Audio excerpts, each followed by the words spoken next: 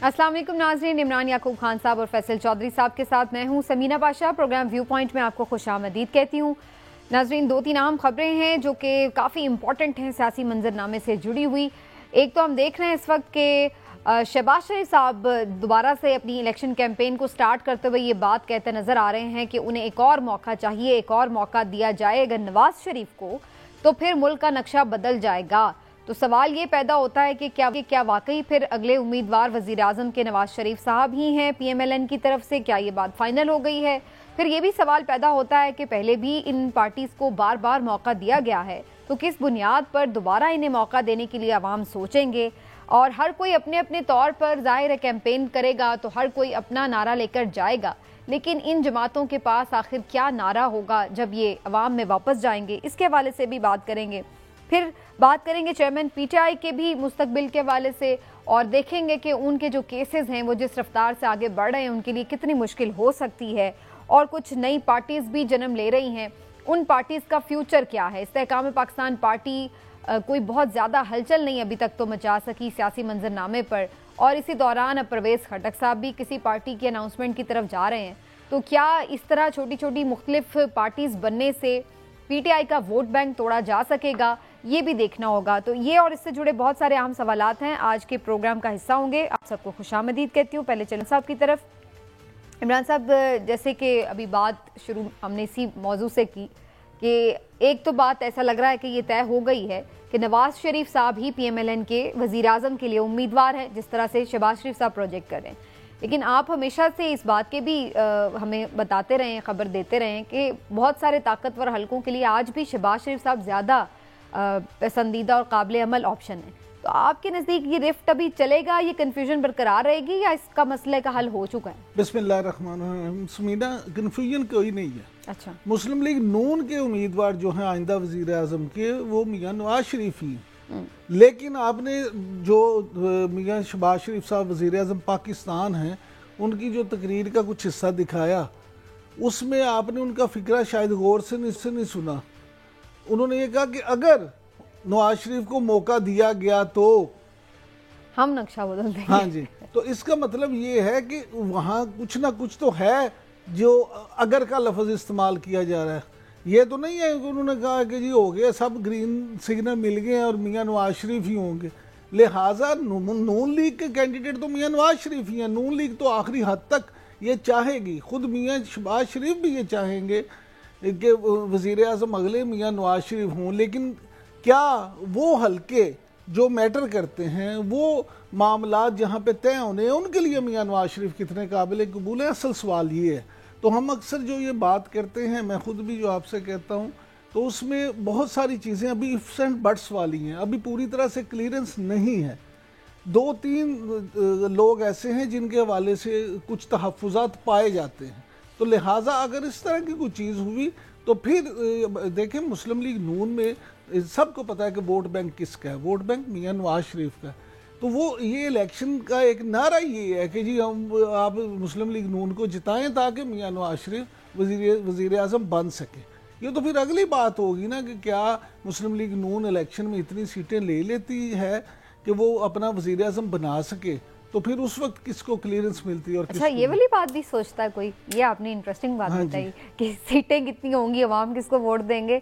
अब वरना अभी तक तो जितनी डिस्कशंस हो रही हैं, मीटिंग्स हो रही हैं, उसमें ये तो कहीं कोई डिस्कस ही नहीं हो रहा कि अवाम ने किसको कितना वोट देना है।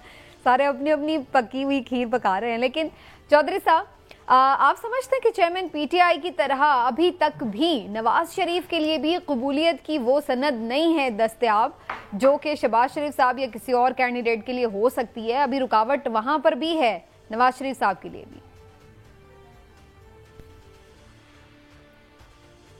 देखिए, सियासत जो है वो बड़ा बेरहम खेल है, और इसमें जो है उसके ये कहा जाता है अमूमन कि सियासत के सीने में दिल नहीं होता। तो अब जो वज़ीर आज़म हैं शहबाज शरीफ साहब, ज़ाहिर है वो उनका एक अपना डिज़ायर है। वो पहले CM रहे हैं पंजाब में, तो उनकी एक रेपुटेशन थी। वो रेपुटेशन तो खैर प्राइम मिनिस्टर बनने के बाद बहुत बुरी तरह मसख हुई है। वहाँ पे वो जो बहुत उनकी एक वो मेहनती आदमी ज़रूर है, اس میں کوئی شک کی بات نہیں ہے، لیکن وہ اپنی ریپوٹیشن اس طرح سے جیسے پنجاب میں بطور وزیر اعلیٰ تھی، بطور وزیر اعظم پاکستان وہ نہیں بنا سکے. تو نواز شریف صاحب کا ووٹ بینک بھی ہے. جب ایک دفعہ آپ اپنی جگہ چھوڑتے ہیں تو ظاہر ہے پھر جب خالی خلا ہوتا ہے تو ہوائیں رائٹ لیفٹ سے فوراً آتی ہیں، خلا کبھی رہتا نہیں ہے اس کو پر کرنے کے لیے. تو ابھی تک جو میاں صاحب کے جو معاملات ہیں، قانونی معاملات بھی، میاں صاحب اپنی جو حکومت ہے، اب تو حکومت ان کی اپنا جانے والی ہے کچھ 2-4 ہفتوں میں، تو اس میں بھی وہ نہیں مقصد حاصل کر سکے اپنے کیسز سے متعلق جو وہ کرنا چاہتے تھے. اور اب جو نون لیگ جو ہے وفاق اور پنجاب کے اوپر وہ نظر رکھ رہی ہے، یہ ان کی اسمبلی بھی اپنی تھی اور وہ لیجسلیشن جو ہے وہ جہاں پہ ہونی چاہیے تھی، اس کی اصل میں جو معاملات یہ ہے کہ اس میں جو آئینی طور پہ دیکھیں نا طریقہ کار ہیں، عدالتیں تو قانون سازی نہیں کرتی ہیں، وہ قانون پہ عمل درآمد کرائیں گی. تو جو آئین کا بدلنے کا طریقہ کار ہے وہ 2/3 اکثریت سے ہے. 2/3 اکثریت موجود نہیں ہے اسمبلی میں. جو پاکستان تحریک انصاف کے اراکین اسمبلی ہیں ان کو نکال کے، اور باقی جو ہیں وہ 2/3 سے کم ہیں. تو جو چیزیں وہ چاہتے ہیں، میاں صاحب کے جو معاملات ہیں ان میں آئین پاکستان کی رکاوٹ ہے، کیونکہ وہ جو چیز ہے اس کی امینڈمنٹ یا اس کی سلوشنز ہیں وہ آئینی امینڈمنٹ میں ہیں، وہ سب آرڈینیٹ لیجسلیشن میں. یہ ٹیکنیکل بات ہے ناظرین کے لیے کہ آئین میں تبدیلی کرنی پڑے گی. جو قوانین عام قوانین ہیں ان میں تبدیلی سے نہیں، لیکن وہ تو یہ کہہ رہے کہ ہم نے الیکشن ایکٹ میں جو تنوین کر دی اسی سے ہی فائدہ ہو جائے گا، اور یہ تو پھر ایک ثانوی بات ہوتی. سوری عمران صاحب، لیکن یہ چودھری صاحب یہ تو انتخابی اہلیت تو ایک ثانوی بات ہوتی. پہلے سزائیں تو ختم ہوتی نا، سزائیں بھی تو مکمل طور پر ختم نہیں ہو سکی، وہ والا کام بھی نہیں ہو سکا. وہ تو چلے ایک بات کی بات ہے کہ انتخابی اہلیت جو ہے وہ تو اب نہیں کر سکے. تو وہی تو میں عرض کر رہا ہوں کہ لیجسلیشن جو ہے وہ ایسی نہیں کی جا سکتی نا کہ اس میں ایک شخص کے لیے جورسپروڈنس تو نہیں چینج کریں گے آپ. ظاہر ہے جو بھی آپ نے کام کرنا ہے اس میں ہزاروں مجرمان ہیں، ان کے لیے جو ہے وہ سزا یافتہ لوگوں کے لیے آپ راستہ کھولیں گے. وہ بھی ایک پرابلم ہوتا ہے. اگر آپ نے نواز شریف کو جو وہ ریلیف لینا چاہتے ہیں اس سے تو بر صغیر پاک و ہند بلکہ دنیا کی جو کرمنل جورسپروڈنس ہے وہی بدلنی پڑے گی. میاں صاحب سزا یافتہ ہیں، جیل وہ جانا نہیں چاہتے، وہ فیس نہیں کرنا چاہتے، اور اب شہباز شریف نے جو ہے وہ خود کیمپین شروع کر دی ہے.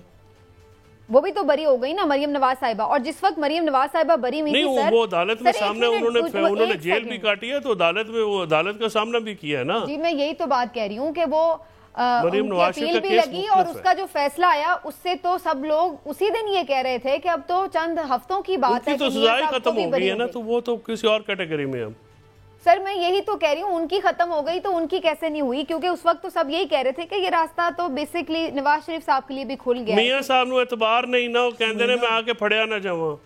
سمینہ بات سیدھی سی ہے، دیکھیں یہ جتنی بھی ٹیکنیکلٹیز ہیں اس میں آپ جائیں یا نہ جائیں. سہیل وڑائچ صاحب نے ایک تجزیہ کیا ہے جو سادہ 2 لفظوں کی بات ہے. وہ کہتے ہیں مقبولیت ہے، قبولیت نہیں ہے. میں یہی تو کہہ رہی ہوں نواز شریف صاحب کے لیے بھی یہی ہے مسئلہ. میں یہی کہہ رہا ہوں، یہ میاں نواز شریف صاحب کے لیے انہوں نے کہا کہ میں نے تو سوال ہی یہاں سے شروع کیا تھا چودھری صاحب، پھر جدو کھولن لگے تو پھر اسی ٹیکنیکل چیزاں جو پہ گئے. اصل بات یہ ہے جو سب یہ تو آپ کی رائے ہے نا کہ دونوں چیزیں نہیں ہیں. اب بھی بہت سارے لوگ ہیں جو ان کے چاہنے والے ہیں. اسی طرح سے وہ کہتے ہیں کہ مسلم لیگ نون والے یہ کہتے ہیں کہ کوئی اور ان جیسا لیڈر ہی نہیں ہے. تو یہ ساری چیزیں ہیں، ہر بندے کی اپنی اس پہ رائے ہے. لیکن گزارش یہ ہے کہ پاکستان میں یا تھرڈ ورلڈ کنٹریز میں اتنی دیر تک کوئی بھی بندہ جو ہے وہ سربراہ مملکت نہیں بن سکتا جب تمام چیزیں، تمام معاملات اور تمام سٹیک ہولڈرز پہ متفق نہ ہوں. ٹھیک ہے عمران صاحب، اس وقت سینئر صحافی اور تجزیہ کار ہارون رشید صاحب ہمارے ساتھ موجود ہیں اور ان سے ہم جاننے کی کوشش کرتے ہیں کہ پاکستان کا سیاسی منظرنامہ آگے وہ کیا دیکھ رہے ہیں. بڑی 2-3 اہم خبریں بھی انہوں نے پچھلے 1-2 دن میں بریک کی ہیں. تو ہارون صاحب بہت بہت شکریہ سر آپ کا پروگرام میں تشریف لائے. سر سب سے پہلے تو یہ فرمائیے گا کہ آگے کی ہم بات کر رہے ہیں، زرداری صاحب شہباز شریف صاحب کی میٹنگ بھی ہو گئی ہے، तो इलेक्शन अब आप देख रहे हैं कि वक्त पर हो जाएंगे, अब कोई मजीद इसमें इब्हाम नहीं रहा? नहीं 100% यकीनी तो नहीं, गालिब इम्कान ये है कि इलेक्शन हो जाएगा, लेकिन सवाल जहाँ था वहीं का वहीं है। इमरान खान का क्या करेंगे जी? उसका तो कोई इलाज अभी दरियाफ्त हुआ नहीं। सारी दुनिया के साइंसदान मिल भी जाएं तो वो अपना पीटीआई के सरबराह का इलाज तो दरियाफ्त नहीं कर सकते। तो वो ये सारे इकट्ठे हैं और कोशिश कर रहे हैं। दूसरी बात ये है कि मौलाना सदर बनना चाहते हैं, साहबजादे को वजीर आला बनाना चाहते हैं, उधर जरदारी साहब खुद सदर बनना चाहते हैं, बेटे को वजीर आजम बनाना चाहते हैं, बेटी को मिनिस्टर बनाना चाहते हैं, उधर शहबाज शरीफ भी वजीर आजम बनना चाहते हैं, नवाज शरीफ भी वजीर आजम बनना चाहते हैं। शहबाज की ये भी ख्वाहिश है कि हमजा को चीफ मिनिस्टर बनाएं। ये जो कुरान मजीद कहता है कि औलाद एक फितना है, तो ये तो इसके जादू सर चढ़ के बोलता है ना। पावर इंटॉक्सिकेशन, इसके अलावा फिर ये है कि शब्बर जैदी वो आदमी है जो पाकिस्तानी मईशत के मिजाज को समझता है। उसका कहना बन जाए हुकूमत, 1 साल से ज्यादा नहीं चल सकती। कहाँ के पैसे हैं नहीं और कर्ज अदा करना है, तो कहाँ से कर्ज अदा करेंगे? और जो इनकी परफॉर्मेंस रही है पिछले 14-15 महीने में, उससे मुख्तलिफ परफॉर्मेंस कैसे होगी? अभी शहबाज शरीफ साहब ने कहा कि अगर आइंदा में मौका दिया गया तो हम मुल्क को बहुत आगे ले जाएंगे। अगर इनको 400 साल की उम्र नसीब हो तो 2027 में भी यही कह रहे होंगे कि अगर एक मौका और मिले तो अपना 27-23 में तो फिर तो मुल्क को आगे ले जाएंगे। आगे किस तरह? हारून साहब, अगर इस इलेक्शन में पाकिस्तान तहरीके इंसाफ नहीं को हिस्सा नहीं लेने दिया जाता तो आपकी क्या राय है? इसकी ऑथेंटिसिटी जो है, इलेक्शन जो प्रोसेस है, वो तो जाहिर है ना सिर्फ होना है बल्कि उसकी शफाफियत भी जो है वो इंश्योर करनी है। तो क्या जो इतनी बड़ी पॉपुलर जमात को बाहर रख के जो इलेक्शन होगा उससे स्टेबिलिटी आएगी? हाँ, ये ऐसा ही है जैसे 1946 के इलेक्शन में कांग्रेस को निकाल दिया जाता और बल्कि मुस्लिम लीग को भी निकाल दिया जाता, दोनों को निकाल दिया जाता और बाकी पार्टियों से कहा जाता। अब ये कोई पार्टियां इस तहरीके इस्तेहकाम में पाकिस्तान नाम तक दरकना आता नहीं है और ये ज्यादा 3-4 सीटों की पार्टी है मुश्किल से। अच्छा, वो एक वो बना रहे हैं अपना, क्या नाम है, परवेज खटक साहब। परवेज खटक साहब 3-4 सीटों की उनकी पार्टी है। मौलाना फजलुर रहमान बहुत सीटें ले ले तो 10-15 ले सकते हैं, सूबाई असेंबली की कह रहा हूँ। और वो अपना ANP का हाल इससे भी ज्यादा पतला है। तो यही पार्टियां इलेक्शन लड़ेंगी और नून लीग के 16% वोट हैं और इमरान खान उसके PTI के 70% वोट हैं। तो उसको बाहर निकाल के तो ये कैसे हो सकता है? हीर रांझा फिल्म बने उसमें रांझा नहीं होगा तो कौन सी भी फिल्म होगी जी वो? नहीं, लेकिन हारून साहब ये फरमाइएगा कि क्या ये मुमकिन है कि PTI को इलेक्शन में हिस्सा ही ना लिया देने? नहीं, मुमकिन क्या चीज नहीं जब पागलपन सवार हो। देखिए 20 बेसिक ह्यूमन इंस्टिंक्ट्स हैं। मिसाल के तौर पे शोहरत की ख्वाहिश है, डोमिनेशन की ख्वाहिश है, दौलत की ख्वाहिश है और बहुत सी गुस्से की है, सर्वाइवल की इंस्टिंक्ट है, अपना मोहब्बत की इंस्टिंक्ट है। इनमें से कोई भी चीज बहुत ज्यादा डोमिनेट कर जाए तो डिसीजन मेकिंग ब्रेन मुअत्तल हो जाता है। फिर लोग जो है ना वो एक वहशत का शिकार होते हैं, हिजान का शिकार होते हैं, फिर वो कुछ भी कर सकते हैं। ये कोई पहला मौका तो नहीं है तारीख में इस तरह के तमाशे पर। शहंशाह ईरान के पास कौन सा मैंडेट था? यानी रोज ईरानी बाहर निकलते थे, गोलियां खाते थे, मरते थे, गिरते थे, आगे बढ़ते थे और खमीनी इतना शोर था कि वो पेरिस से जहाज चला तो वो फर्श पे चादर बिछा के सो गया था। ही न्यू इट, उसके पास इंफॉर्मेशन थी, जाहिर है, यकीन भी था। खैर, तो वो अपना 6 महीने पहले, मैं नाम नहीं लेना चाहता, बड़ी मोहतरम शख्सियत है, अमृतसर में तकरीर की 14 अगस्त से कोई 6 महीने पहले की बात है कि मैं अगर पाकिस्तान बन जाए तो मेरी दाढ़ी मुंडवा दें। और बहुत अजीब व गरीब फिक्र कहा, मैं दोहराना नहीं चाहता, मेरे दिल में उनकी तकरीम है, सादा आदमी थे, बड़े ऑपरेटर थे। तो ये जब हिजान सवार हो जाता है तो फिर कोई सही फैसले थोड़ी होते हैं। आप हुकूमत बन जाए तो चलाएंगे कैसे? ٹھیک، لیکن ہارون رشید صاحب یہ بھی فرمائیے گا نا کہ یہ بھی ہم خبریں سن رہے تھے، کچھ صحافی بڑے باخبر یہ خبریں دے رہے تھے کہ عید کے بعد تو بس گرفتاری بھی، نااہلی بھی، یہ دیکھیں ہوگا کیا، یہ ہوگا وہ ہوگا۔ گرفتاری نااہلی کیا، یہ جو صحافی ہیں ان کا کیا ہے، یہ ہمیشہ جزیات سے بحث کرتے ہیں، بڑی پکچر تو کبھی دیکھتے نہیں ہیں۔ تو یہ پورے 8 کروڑ جو حامی ہیں عمران خان کے 10 کروڑ، ان سب کو گرفتار کر لیں، یہ کون سی عجیب بات ہے؟ امریکہ سے کہیں، یورپی یونین سے کہیں ان کی مدد کریں۔ انتوں کو نظر نہیں آتا یورپی یونین نے کیا کہا کہ اگر انسانی حقوق کی بڑے پیمانے پہ خلاف ورزیاں ہوئیں تو وہ جو اپنا ٹیکسٹائل کے لیے جو جی ایس پی پلس، جی جی ایس پی پلس سٹیٹس، ہاں وہ ختم ہو جائے گا۔ چین نے کہا، چینی وزیر خارجہ یہاں کہہ کے نہیں گئے، کیا کہہ کے گئے ہیں؟ انہوں نے بھی کہا استحکام لے کے آئیں۔ ترکی کیا چاہتے ہیں، سعودی عرب کیا چاہتا ہے، امارات کیا چاہتا ہے؟ کوئی مطلب کوئی دانائی کی بات تو نہیں ہے۔ باقی یہ ہے کہ جب تعصبات غالب آ جاتے ہیں تو پھر اس طرح کے تجزیے ہوتے ہیں۔ لیکن پھر اس کا مطلب ہے ہارون رشید صاحب کہ کہیں یہ طاقتور حلقے جو ہیں اب یہ ریکنسیڈر کر رہے ہیں معاملات کو کہ پھر ہم سوچ رہے ہیں۔ اچھا، ہاں سوچ رہے ہیں، لیکن آپ جس راستے پہ وہ چل نکلے ہیں، جب ریل کا انجن شنٹنگ کر رہا ہو تو واپس آنا آسان نہیں ہوتا، اس کو روکنا روکتے ہاں جی، ایک بائیسیکل تو فوراً رک جاتی ہے، ایک ریل گاڑی تو فوراً نہیں رک سکتی نا۔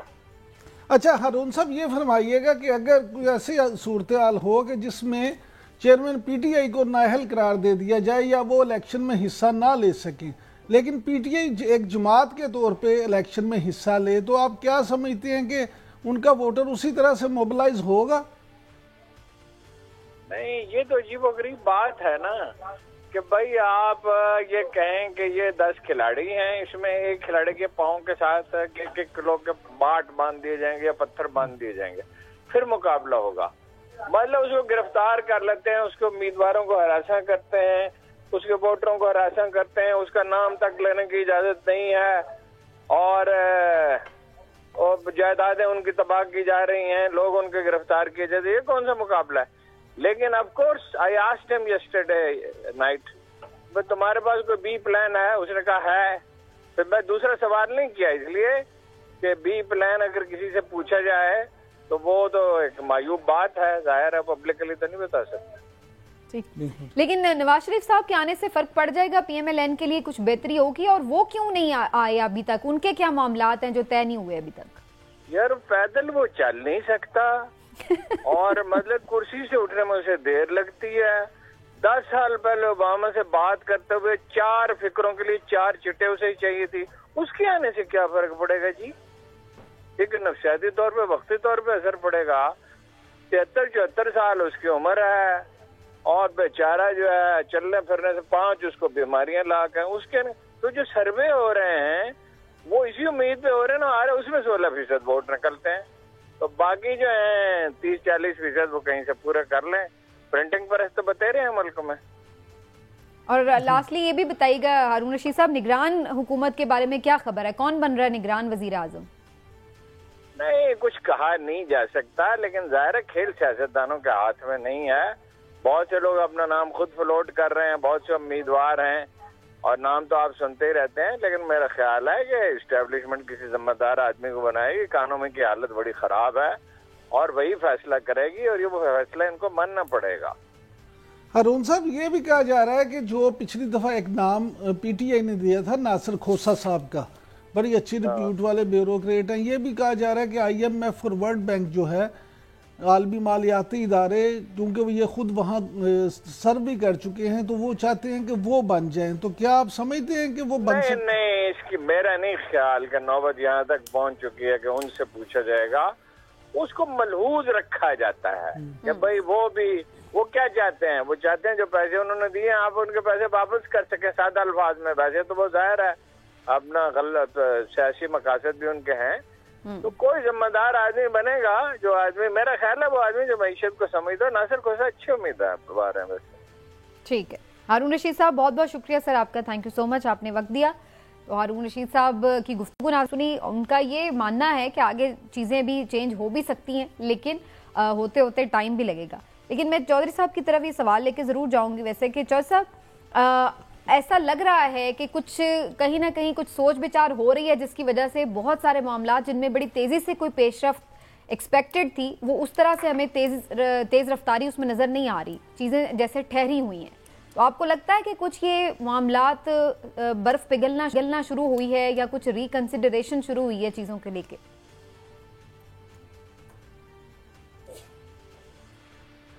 دیکھیے ابھی تک تو اس کی کوئی واضح علامات نہیں ہیں کہ کوئی برف پگھلنا شروع ہوئی ہے یہ معاملات ہیں, لیکن کچھ ڈیولپمنٹس ضرور ہوئی ہیں پچھلے چند جو گزشتہ دن ہیں, ہفتے ہیں, اس میں for example I M F کا جو وفد گیا ہے زمان پاک میں ملاقات کے لیے, تو ان کا وہاں پہ جانے کا کچھ مقصد ہے. وہ ظاہر ہے بلا وجہ تو وہاں پہ نہیں گئے ہیں, نہ ہی کوئی تصویریں کھنچوانے کے لیے گئے ہیں. وہاں پہ جانے کا مقصد یہ ہے کہ یہ میسیج تو انہوں نے کنوے کیا ہے کہ یہ جو پارٹی ہے, پارٹی کے سربراہ ہیں, ان کو بھی اعتماد میں لینا ضروری ہے. اور اب یاد رکھیے گا کہ یہ 9 مہینے کا پیکیج ہے جس کا ہر 3 مہینے بعد جائزہ ہونا ہے. لہٰذا جو یہ الیکشنز کے اوپر اگر آپ کو یاد ہو, آج سے چند ہفتے پہلے یہ جو میٹنگز ہوئی ہیں آئی ایم ایف کی اور اس کی منظوری کی سے پہلے, تو ایک یہ میسیج دیا جا رہا تھا نون لیگ کی طرف سے یا پی ڈی ایم کی جماعتوں کی طرف سے کہ اسمبلی کی مدت کو ایکسٹینڈ کریں گے. یہی وزراء مختلف ہیلے بہانوں سے, ابھی مردم شماری پہ بھی ہم بات کریں گے, ان کو بھی یہ کنسیڈر کرتے تھے, تو یہ کہتے تھے کہ جی ہم اس کو آگے کریں گے, پیچھے کریں گے. تو یہ کچھ معاملات ہوئے ضرور ہیں جس کی بنا کے اوپر الیکشن بھی وقت پہ جو ہے وہ کرانے پڑیں گے. اور پھر الیکشنز میں اسی لیے میں نے یہ سوال بھی ہارون صاحب سے کیا کہ کریڈیبلٹی جو ہے الیکشن کی, دیکھیں نا ان کا مقصد جو بھی عالمی ادارے ہیں وہ تو پولیٹیکل سٹیبلٹی چاہتے ہیں, اور اگر یہ الیکشن اس طریقے سے ہوا تو جس طرح سے انہوں نے کہا ہے ہارون صاحب نے کہ پھر یہ چلائیں گے کیسے؟ سٹیبلٹی تو نہیں آئے گی, پولیٹیکل انسٹیبلٹی رہے گی, تو پھر اگلا جو پروگرام ہے اس کو کیسے نیگوشیٹ کریں گے؟ اس کے لیے پھر وہی پرابلم آئیں گی. تو معیشت جو ہے چاروں طرف سے, یہاں اس وقت جو پاکستان کی جو ماضی کی معاملات تھے اس کی بنسبت جو اس وقت معاملہ ہے وہ اکانومی ہے. اکانومی شیمبلز میں ہے, اکانومی بڑے برے حالات میں ہے. اس کے اوپر سامنے رکھ کے, اور یہ جو اگلا وزیر اعظم ہے وہ میں آپ کو ان کا نام تو نہیں دے سکتا, لیکن میں جو کنسیڈر کیے جا رہے ہیں باہر طور پہ وہ ماہر معیشت ہوں گے اور انہی نے ہی لگنا ہے. اچھا, کوئی اور ایک اشارہ تو دینا پھر ہم کو سمجھ آئیں گے کون بنے گا ہم کسوٹی کھیل میں. نہیں دے رہے وہی بنے گا جو کہ پروگرام کو سموتھ چلا سکے گا یا اس میں ہیلپ ان کر کا سکے نام گا. کس لیٹر سے سٹارٹ ہوتا ہے یہ بتا دیں. مقتدر حلقے ہیں, نام نہ بتائیں, لیٹر بتا دیں. نہیں ابھی وہ لیٹر یا نام مناسب بات نہیں ہے, لیکن یہ ضرور ہے کہ وہ شاید مختلف حکومتوں میں سرو بھی کر چکے ہیں پاکستان. اوکے, چلیں کافی کچھ پھر بھی بتا دیا جی. اب آپ خود ہی ناظرین گیس کر لیں چودھری صاحب نے پہلیاں بھجوائی. لیکن عمران صاحب یہ جو بھی بات کر رہے تھے ہارون صاحب بھی جس کی طرف اشارہ کیا, میرا بھی یہ سوال کہ پرویز خٹک صاحب بھی اب ایک پارٹی اناؤنس کرنے جا رہے ہیں. پہلے تو ان کے رابطے نون لیگ سے بھی چل رہے تھے, یہ خبریں آ رہی تھیں. پھر بعد میں انہوں نے کہا کہ پریفرنس میری یہ ہے کہ میں اپنی پارٹی بناؤں, اگر کچھ اس کے لیے صورتحال نہیں بنتی تو پھر میں سوچوں گا میں نے کس پارٹی میں جانا ہے. تو پرویز خٹک صاحب کا معاملہ آپ کو کیا لگ رہا ہے کہ یہ اپنی پارٹی بنائیں گے؟ دیکھیں بظاہر تو ایسا ہی محسوس ہوتا ہے کہ پرویز خٹک صاحب بھی اپنی ایک پارٹی بنا لیں گے, لیکن ان کے لیے بہتر یہ تھا کہ وہ بھی استحکام پاکستان پارٹی میں ہی چلے جاتے. وہ بھی ایک نئی پارٹی تھی اور یہ اکٹھے ساتھی سارے مل جاتے, کیونکہ پرویز خٹک صاحب کی جو پارٹی یہ بنائیں گے, میں ہارون صاحب کی اس بات سے بالکل 100% متفق ہوں کہ وہ وہاں پہ پی ٹی آئی کو کے پی میں یہ نہیں ہے کہ وائٹ واش کر دے گی. 2 4 5 جو سیٹیں ہیں جو الیکٹیبلز کی سیٹیں ہیں وہ یہ جیت بھی جائیں تو اس کا یہ نہیں ہے کہ جی وہ کے پی میں ان کی پارٹی کو طوفان لے آئے گی. اصل میں آپ کو یاد ہوگا جب یہ حکومت میں بھی تھے اس وقت بھی ایک دفعہ انہوں نے تقریر لیکن وہ چیلنج تو بڑے بڑے کر رہے ہیں، وہ تو کہہ رہے ہیں میں چیئرمین پی ٹی آئی کے اگینسٹ کہیں سے وہ الیکشن لڑنے میرے خلاف. انہوں نے اس وقت بھی یہ کہا تھا کہ چیئرمین پی ٹی آئی کی حکومت اس وقت جو وزیر اعظم تھے ان کی حکومت میری وجہ سے قائم ہے اور آج میں ہٹ جاؤں تو ان کی حکومت ختم ہو جائے گی. یاد ہے آپ کو انہوں نے یہ بات کی تھی. تو وہ اس وقت بھی یہ بات کہتے تھے تو 2-4 دفعہ وہ ناراضگیاں بھی ہوئیں، پھر راضی ہو گئے اور ان پہ اپنے خاندان کو لے کے بھی بڑے الزامات لگے کہ انہیں کتنے لوگوں کو جو ٹکٹس تھے وہ وہاں پہ دلوائے، خاص طور پہ جو مخصوص نشستوں کے ٹکٹ تھے.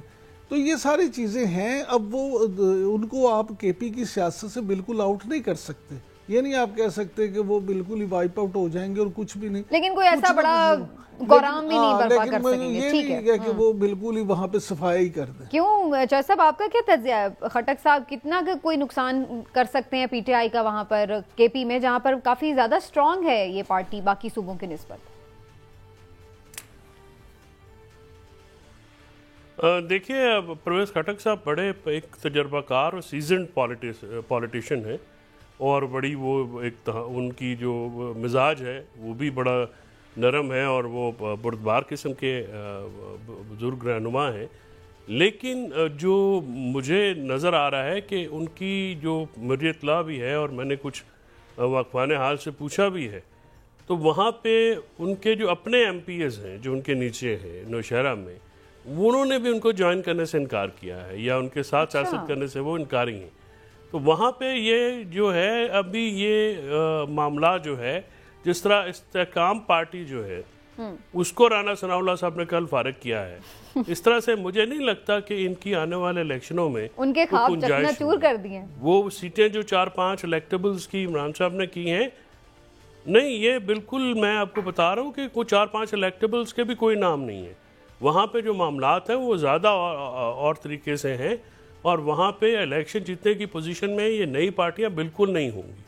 اور اس کی وجہ یہ ہے کہ کل اب رانا ثناء اللہ صاحب نے انہوں نے یہ کہا ہے کہ جو محترم جہانگیر ترین صاحب، علیم خان صاحب، اون چودھری صاحب یا اپنا وہ جو چیچا وطنی والے ہیں نعمان لنگریال صاحب، ان کی سیٹوں پہ ہم سیٹ ایڈجسٹمنٹ نہیں کر سکیں گے کیونکہ اس سے ہمارا نقصان ہوگا.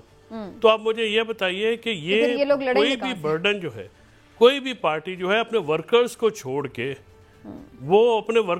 کے کسی کو کیوں ایڈجسٹ کرے گی؟ دیکھیے سیاست جو ہے وہ بڑا پریکٹیکل گیم ہے.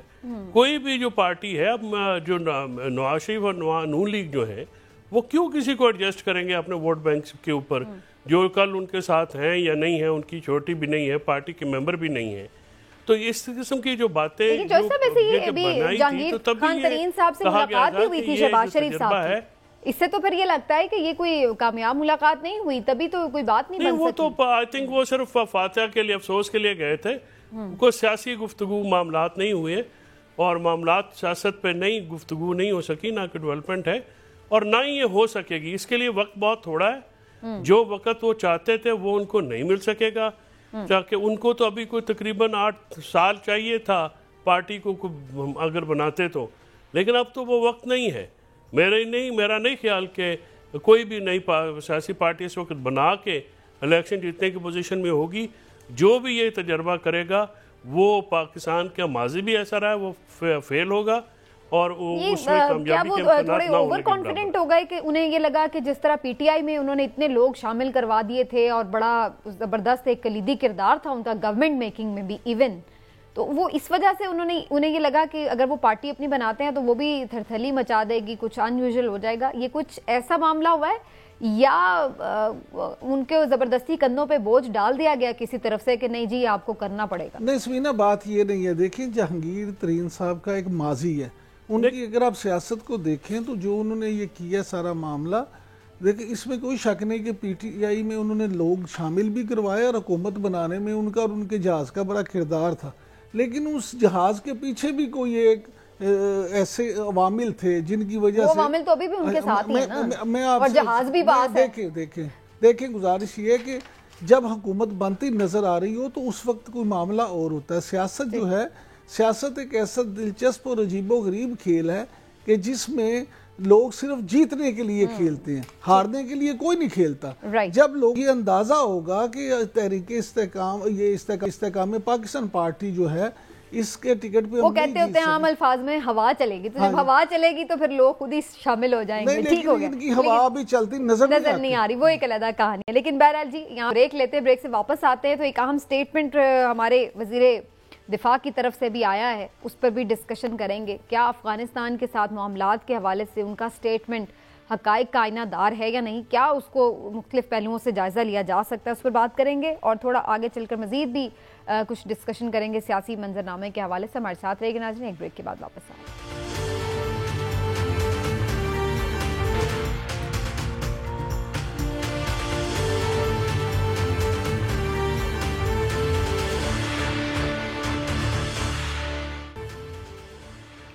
جی ویلکم بیک ناظرین۔ بڑا اہم سٹیٹمنٹ رانا ثناء اللہ صاحب وفاقی وزیر داخلہ کا سامنے آیا ہے، جس میں نئی حلقہ بندیوں کے بارے میں، مردم شماری کے بارے میں وہ بات کر رہے ہیں، اور وہ کہہ رہے ہیں کہ اگر ایک اسپیسیفک ٹائم پیریڈ کے اندر نوٹیفیکیشن نہیں ہوتا اور یہ تمام جو اعداد و شمار ہیں یہ نہیں گزٹ ہوتے تو پھر پرانے ہی اعداد و شمار کے مطابق، پرانی ہی حلقہ بندیوں کے مطابق الیکشن کروا لیے جائیں گے۔ یہ بڑا امپورٹنٹ ہے، تو کیا یہ بہت ہی ایک غیر ضروری سی شرط ہے الیکشن کے لیے کہ جس کے بغیر آرام سے الیکشنز میں جایا جا سکتا ہے؟ یہ کتنا امپورٹنٹ ہے، اس پر بات کرنا بڑا ضروری ہے، اور خاص طور پر اس وقت بات کرنے کے لیے ہمارے ساتھ موجود ہیں سابق سیکرٹری الیکشن کمیشن اور اس وقت پنجاب کے کیئر ٹیکر لا منسٹر بھی ہیں قمر دلشاد صاحب۔ قمر صاحب بہت شکریہ سر، آپ نے وقت دیا۔ اور سر یہی پہلا سوال ہے میرا، کیا آپ سمجھتے ہیں کہ مردم شماری نہیں کروائی بھی یہ ساری ایکسرسائز فضول چلی جائے اور بغیر نئی حلقہ بندیوں کے پرانے ہی حلقہ بندیوں پر انتخابات میں جانا بہتر ہے؟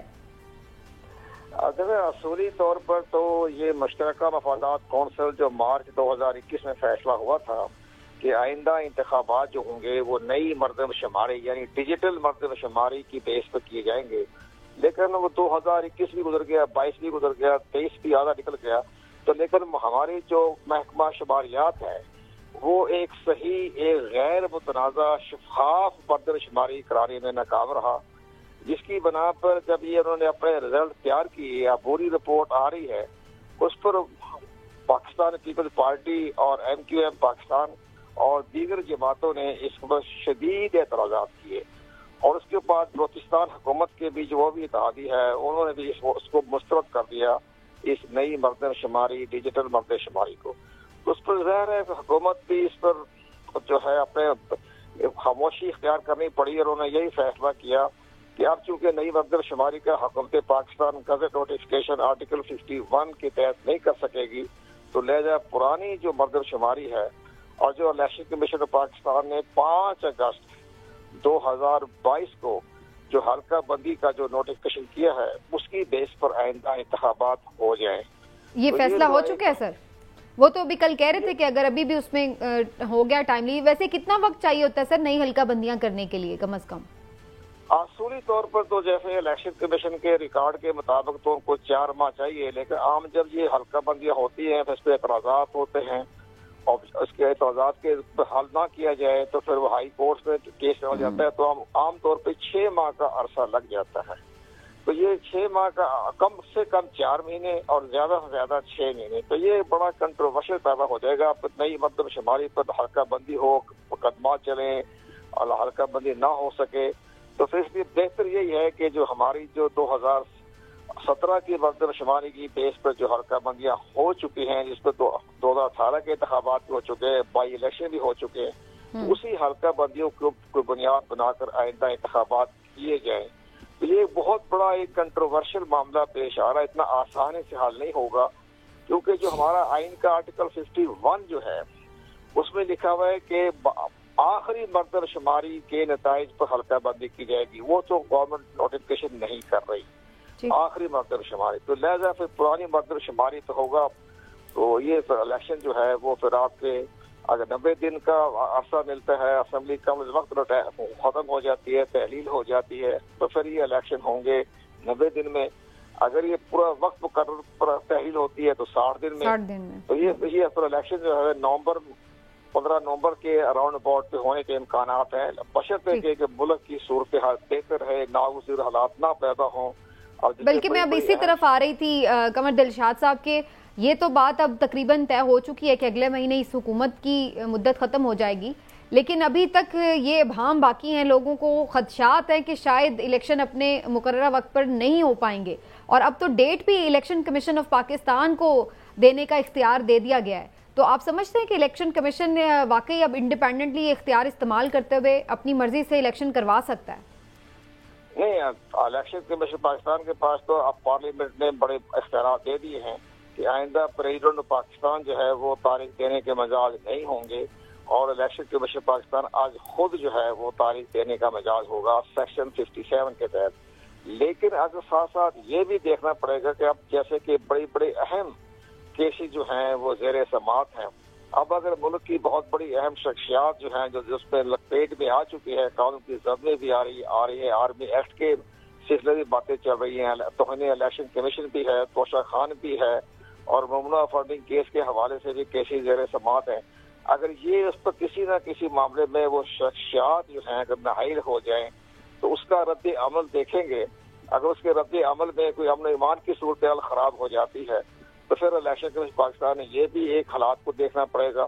تو یہ نظر تو ہمیں یہ آ رہا ہے کہ یہ شاید ایسی حالات خراب نہ ہوں جس سے الیکشن ملتی ہو سکے، اور میرا اپنا ذاتی رائے یہی ہے کہ الیکشن کمیشن پاکستان بڑا طاقتور بن گیا ہے، اور اب جو 66 جو ترمیم ہوئی ہے الیکشن ایکٹ میں، سے الیکشن کمیشن پاکستان کو بے پناہ اختیارات مل گئے ہیں۔ تو یہ معاملہ دیکھتے ہوئے میرا طاقتور تو بننا اچھی بات ہے، لیکن قمر دلشاد صاحب یہ بھی نظر سے خبر گزری ہے کہ جی بین الاقوامی مبصرین کو بھی انوائٹ نہیں کیا جائے گا الیکشنز کی مانیٹرنگ کے لیے، اس کی کیا وجہ ہے؟ اگر آپ صاف شفاف الیکشن کرا رہے ہیں تو اچھی بات ہے، باہر سے لوگ آئیں گے تو اس کو مزید اوتھینٹسٹی ملے گی۔ یہ ہمارا میڈیا جو ہے یہ بدقسمتی سے بڑی مس انڈرسٹینڈنگ، مس لیڈنگ خبریں جو ہے وہ اپنے دیتے رہتے ہیں بریکنگ نیوز کے لیے۔ دراصل یہ روایت ہمیشہ رہی ہے، میں بھی میرے زمانے جب میں فیڈرل سیکٹری رہا 7-8 سال تک، میرے زمانے بھی آبزرور خود آتے ہیں۔ یہ الیکشن کمیشن پاکستان کبھی کسی آبزرور کو انوائٹ نہیں کرتا، یہ ہمیشہ انڈیا میں تو اجازت ہی نہیں ہے کہ آبزرور داخل ہو جائے انڈیا کی سرزمین پر، لیکن ہمارے ہاں رعایت دی جاتی ہے خود آ جائے۔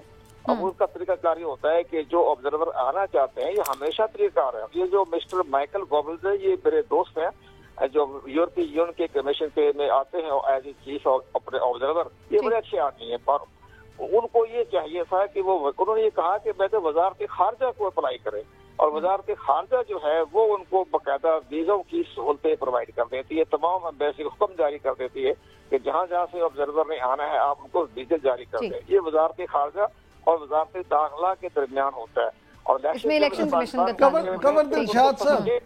کنور دلشاد صاحب یہ فرمائیے گا کہ جو اربوں روپے خرچ ہوئے اس مردم شماری پہ، اور اس وقت جو اتنا شور تھا کہ اگر نئی مردم شماری نہ ہوئی، نئی حلقہ بندیاں نہ ہوئی تو ایسی قانون شکنی ہو جائے گی کہ جس کی مثال نہیں ملتی، تو کیا اس قانون شکنی بھی ختم اور وہ اربوں روپے بھی ضائع؟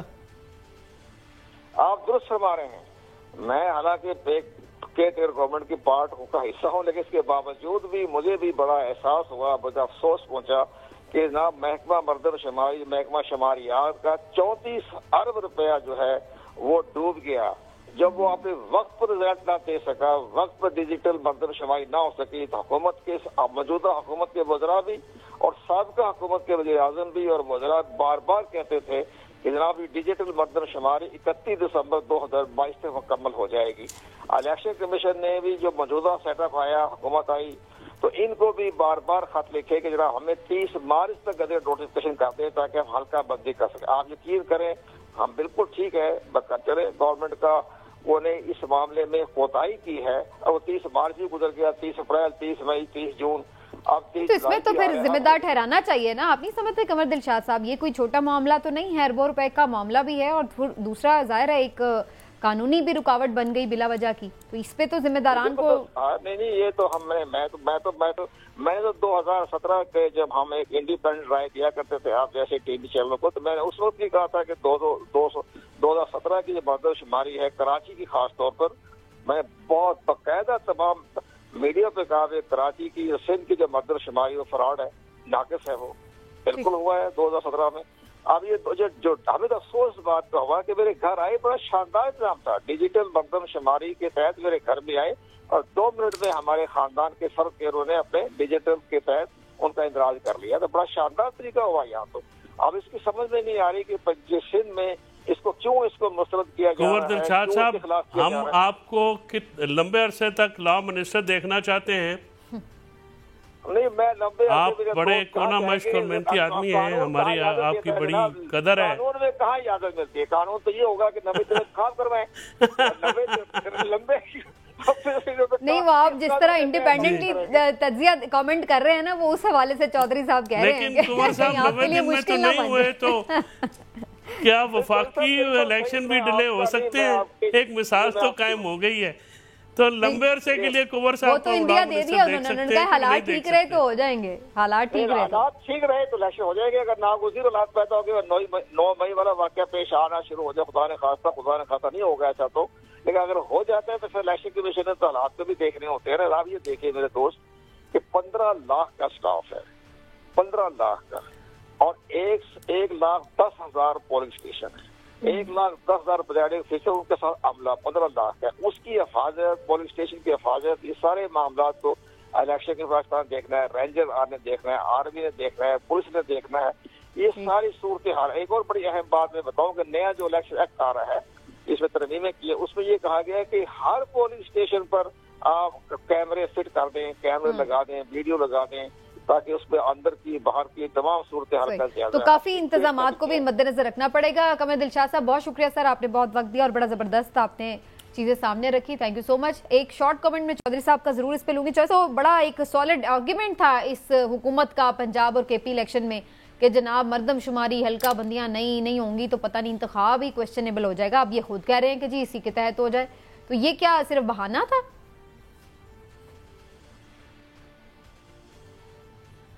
جی بالکل بہانہ تھا، بالکل اس کی کوئی جواز نہیں تھی. آئین بالکل کلیئر ہے. آرٹیکل 51 کے تحت جو لاسٹ پریسیڈنگ سینسس جو ہوتا ہے، یعنی جو آخری مردم شماری ہے، اس کا آفیشل جو نتیجہ ہے، 2 طرح کے نتیجے آتے ہیں. 2017 میں ایک مردم شماری کرائی گئی الیکشن سے فوراً پہلے. وہ الیکشن اس میں عبوری رزلٹس کے اوپر یہ آئینی ترمیم ہوئی. تمام پارٹیوں نے مل کے ایک الیکشن جو ہے وہ عبوری رزلٹس کے اوپر ہوا جو 2018 کا تھا، اور وہ حلقہ بندیاں اس وقت کے الیکشن کمیشن نے کی. اس کے بعد جو ہے یہ جو سینسس تھا یہ آفیشیل گزٹ میں مثال نہیں، وہ تو 97 سے لے کے 2018 تک کوئی سینسس ہی نہیں تھا. وہ تو اسی پرانی حلقہ بندیوں پر الیکشن ہوتے رہے. تو 2022 میں نئی حلقہ بندیاں بھی ہو گئی ہیں جس کے تحت جو ہے وہ کے پی کی کو اور بلوچستان کی کچھ نشستیں صوبائی کی بڑی ہیں، اور ایک ویمن سیٹ جو نیشنل کی ہے وہ بھی کے پی کو گئی ہے. تو اس طرح سے وہ رد و بدل تو ہے، لیکن اب جو ہے مجھے نہیں لگتا، کیونکہ ابھی تک تو عبوری رزلٹ بھی نہیں آئے. تو عبوری رزلٹ جب آئیں گے یہ اگلی الیکشن میں بھی ہو سکتا ہے، اگلی حکومت میں بھی. ہاں لیکن وہ اس الیکشن کے لیے تو جو بہانہ یہ جو کچھ وفاقی وہ تو ایک معاملہ صاف ہو گیا. چلیے تھوڑا سا آخر میں ایک دل ٹھیک ہو گیا، بدنیت دل ہو تو پھر بہانے کافی مل جاتے ہیں. ایک عام سٹیٹمنٹ جس کا ذکر میں نے کیا تھا اس پہ میں ضرور کامنٹ لے لوں عمران صاحب کا، کہ جو وزیر دفاع کا خواجہ حسین صاحب کا بیان تھا کہ جو دوحہ میں ایک معاہدہ ہوا تھا اس کے خلاف ورزی ہو رہی ہے اور افغان سرزمین پاکستان کے خلاف ابھی تک دہشت گردی کے لیے استعمال ہو رہی ہے. عمران صاحب اس مسئلے کا آخر حل کیا ہے؟ یہ کب تک ہم کھیل چلتا رہے گا؟ ہمسائے بھی ہیں، خیال بھی رکھیں گے، لیکن ساتھ ساتھ ادھر شکوے شکایات بھی برقرار رہتے ہیں. دیکھیں سمینہ، بڑے افسوس کی بات ہے، پاکستان میں پچھلے تقریباً 40 سال سے زیادہ عرصہ ہو گیا کہ تقریباً 50-60 لاکھ افغان شہری جو ہیں یہاں پہ رہ رہے ہیں، اور نہ صرف رہ رہے ہیں بلکہ پورے جو تمام وہ سہولیات جو پاکستانی شہریوں کو میسر ہیں وہ انجوائے کر رہے ہیں. لیکن اس کے باوجود وہاں پہ جو افغان سرزمین ہے وہ پاکستان کے خلاف استعمال ہوتی ہے، اور ریاست پاکستان جو ہے اس پہ کئی دفعہ احتجاج بھی کر چکی ہے. بات سیدھی سی ہے کہ آپ ہمسایوں کے ساتھ اچھے تعلقات رکھنا چاہتے ہیں، ضرور رکھنے چاہیے، لیکن تعلق، پیار یا ریگارڈ 2 طرفہ ہوتا ہے. پوری دنیا میں بھی کیا حل کیا ہے اس مسئلے کا؟ حل ایک ہی ہے کہ جب بھی اگر یہ واقعی چاہتے ہیں کہ اس میں ہو تو انہیں پھر تھوڑی سی سختی کرنی پڑے گی. افغان حکومت کے ساتھ انہیں جو ہے نا بالکل آمنے سامنے ہو کے بات کرنا ہوگی سختی کے ساتھ کہ جناب یہ اب ایسے نہیں چلے گا.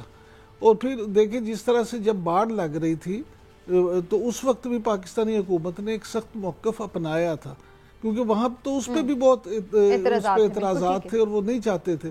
تو میں یہ سمجھتا ہوں کہ افغانستان کو بھی اگر یہاں سے سخت جواب ملے گا تو پھر وہ اس پہ غور کریں گے. ادروائز اگر اسی طرح انہیں پتا ہے کہ جی وہ یہ کہتے رہتے ہیں اور ہمارا بھی کام چلتا رہتا ہے تو اس پہ کوئی اتنا اثر نہیں. صاحب آپ اس ٹاپک پہ کوئی بات کرنا چاہ رہے سر؟ بالکل لاسٹ منٹ آپ بھی کامنٹ کر لیں.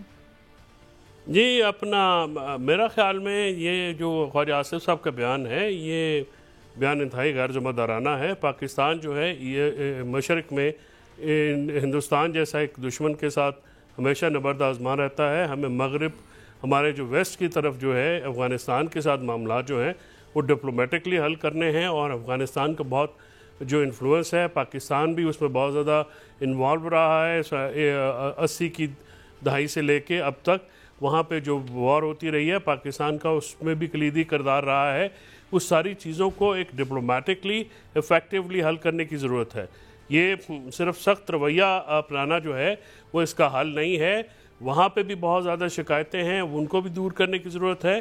اور اس چیز کو کیونکہ پاکستان سینڈوچ نہ ہو جائے، دو طرف ہم دشمنیاں افورڈ نہیں کر سکتے. اس دشمنی کو ہمیں کم کرنا ہے، ریجن میں جو ہے اپنے معاملات کو درست کرنا ہے، اور اس کے لیے جس طرح سے سعودی عربیہ اور ایران نے اپنے معاملات بات چیت کے ذریعے حل کیے، اس طرح سے پاکستان اور افغانستان کو بھی انڈلج ہونا چاہیے بات چیت میں. اور بات چیت کے بعد جو ہے اور اپنی سرحدوں کی حفاظت جو ہے وہ ہمارا پاکستان کا کام ہے. افغانستان سے اگر کوئی دراندازی ہو رہی ہے اس کو روکنا بھی جو ہے ہم اپنی حدود کے اندر رہ کے ہر قدم ہمیں اٹھانا چاہیے جو پاکستان کی سرحدوں کی حفاظت کے لیے ضروری ہے. جی بالکل ٹھیک ہے جی. یہیں پہ آج پروگرام کا وقت بھی ختم ہو گیا. انشاءاللہ پھر آپ سے ملاقات کریں گے. اپنا خیال رکھیے. اللہ حافظ.